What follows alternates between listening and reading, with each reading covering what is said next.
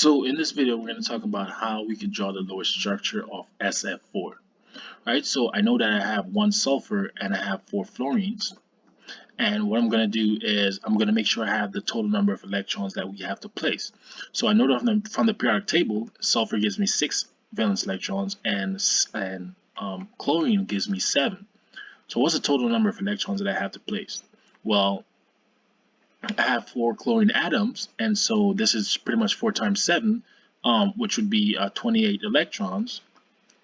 Plus, I have 6 from the sulfur, so that would give me 34 electrons total that I have to place.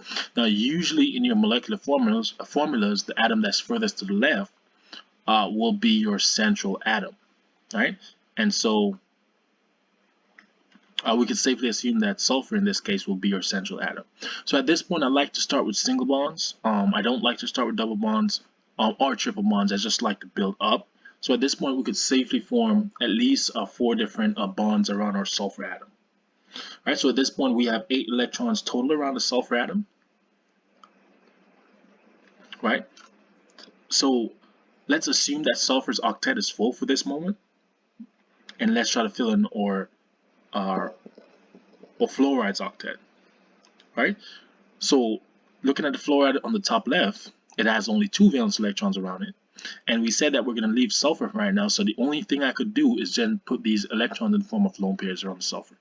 All right, so I could do 2, 4, 6 plus the single bond, and that will give me 8. So the octets for the left is full. I could also do the same thing with this one. And this one. And also this one. So essentially, my octets are full of fluorines.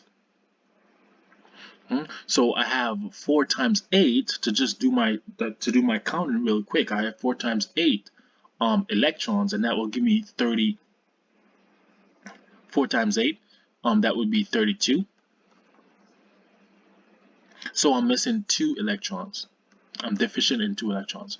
And so because our fluorines are actually the octet is full, the only other place I could put these 2 electrons will be on the sulfur in the form of lone pairs.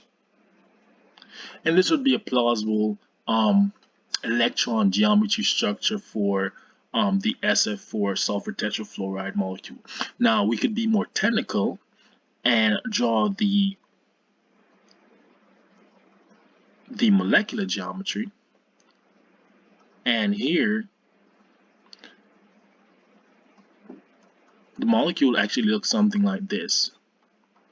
And the reason being with the 2 lone pairs, and the reason being is because the lone pairs actually distort the bond angles and bring them closer to together. So this molecule kind of has like a